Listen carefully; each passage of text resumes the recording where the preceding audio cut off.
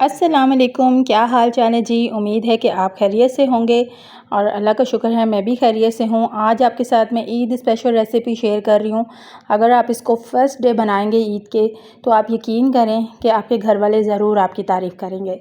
इतना ये मज़े का बनता है गोश्त और बहुत कम मसालों में बनता है और बहुत अच्छा बनता है। तो यहाँ पे इसको बनाने के लिए सबसे पहले मैं प्रेशर कुकर ले रही हूँ, क्योंकि मैं प्रेशर कुकर में गलाऊंगी। तो आप अगर पतीली में ले रहे हैं तो फिर पतीली के हिसाब से आप बनाएंगे। 1.5 किलो मेरे पास बीफ है, तो इसलिए मैंने 1 कप जो है वो भर के ले ली हूँ ऑयल का। फिर इसके अंदर प्याज जो है वो तकरीबन मेरे पास 4 बड़े साइज़ के थे, वो ले रही हूँ। प्याज इसके अंदर ज़्यादा जाते हैं।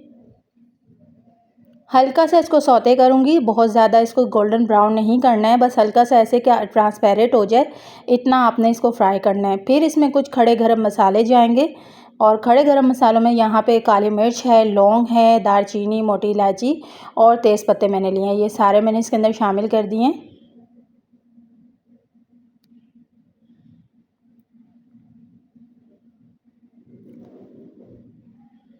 अब हल्का सा मिक्स किया, देखें गरम मसाले भी इसके अंदर फ्राई हो गए और प्याज भी हल्का सा ट्रांसपेरेंट हो गया है।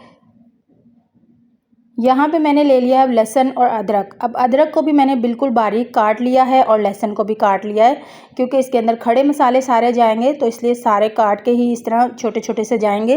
तो यहाँ पे लहसुन अदरक मैंने काट के इस्तेमाल किया और फिर साथ ही मैंने बीफ डाल दिया। 1.5 किलो बीफ था, ये डाला और इसको अब मैं इतना फ्राई करूँगी कि ये अच्छा सा एक वाइट हो जाए और इसके अंदर गोश्त फ्राई हो जाए, मसालों की अच्छी खुशबू आ जाए।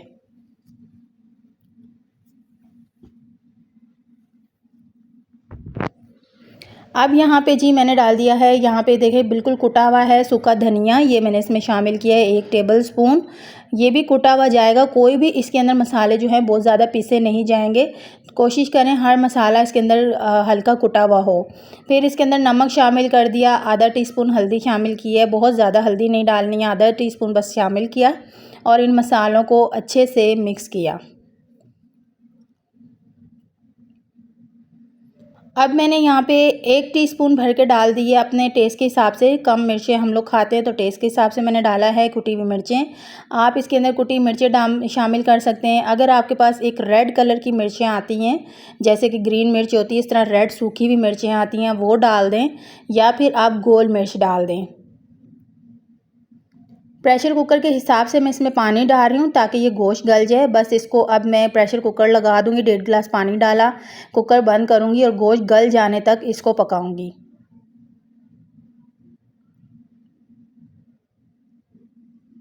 तो यहाँ पे देखें जी गोश्त गल चुका है और पानी इसके अंदर काफ़ी ज़्यादा सूख चुका है। मैंने इसको एक खुले बर्तन में डाल दिया ताकि बड़ा अच्छा से ये पके। अब आप देखें कि ये गोश्त तकरीबन डन है और इसके अंदर ये ग्रेवी देखें आप कितनी थिक है।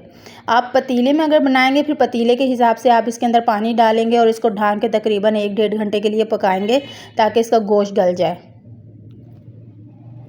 अब यहाँ पे हल्का सा पानी इसलिए डाल रही हूँ थोड़ा सा गोश्त का टेम्परेचर लो हो जाए, या फिर आप चूल्हे को बिल्कुल लो कर दें और इस स्टेज पे जब टेम्परेचर लो हो जाएगा फिर इसके अंदर मैं दही शामिल करूँगी। मैंने 1 प्याली भर के, थोड़ी बड़ी प्याली थी मेरे पास, वो मैंने भर के दही का लिया है, वो अच्छे तरीके से बीट किया और वो डाल दिया है। आपने दही को बहुत अच्छे से बीट करके डालना है ताकि दही की गुठलियाँ ना इसके अंदर बने। अब इसको मैं इतना पकाऊंगी कि ये जो दही है वो इसके अंदर पक जाए और ऑयल छोड़ने लग जाए। यहाँ पे ढाँक दिया ताकि दही भी इसके अंदर पक जाए और पानी जो है वो दही से जो निकलेगा वो ड्राई हो जाए। यहाँ पे अब पानी जो है इसके अंदर काफ़ी ड्राई हो चुका है, ऑयल जो है ऊपर आने वाला है और इसके अंदर आप देखेंगे हल्की हल्की ग्रेवी है। जब आप देखेंगे कि इसके अंदर हल्की हल्की सी ग्रेवी है, इस टाइम पे आप फ्लेम बिल्कुल लो कर दें। जैसे हम चावल को दम लगाते हैं, आप इस तरह फ्लेम को लो कर दें और कुछ मसाले शामिल करने हैं वो कर लेते हैं।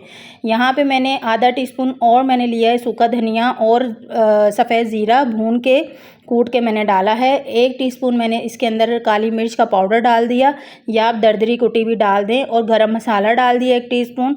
ये तीनों चीज़ें थोड़ी लास्ट में डालनी है ताकि इसकी अच्छी सी खुशबू आ जाए और इसको करेंगे मिक्स।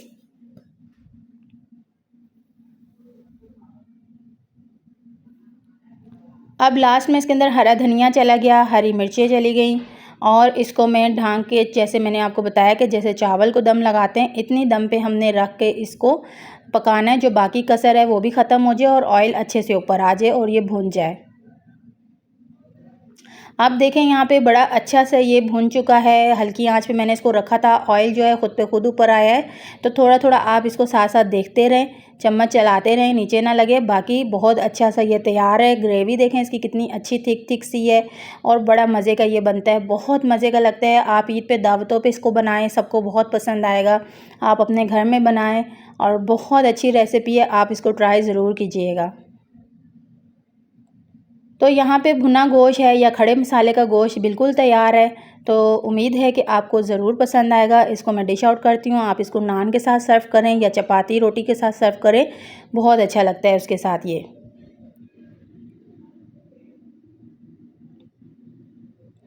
बस बहुत ज़्यादा मेहनत वाला इसके अंदर काम नहीं है। देखें गोश्त गलाने तक ही आपको पकाना है, बाकी ये बहुत अच्छा है और बहुत जल्दी बन जाता है। गोश्त गल जाए तो रेसिपी आपकी बहुत जल्दी ये बनेगी।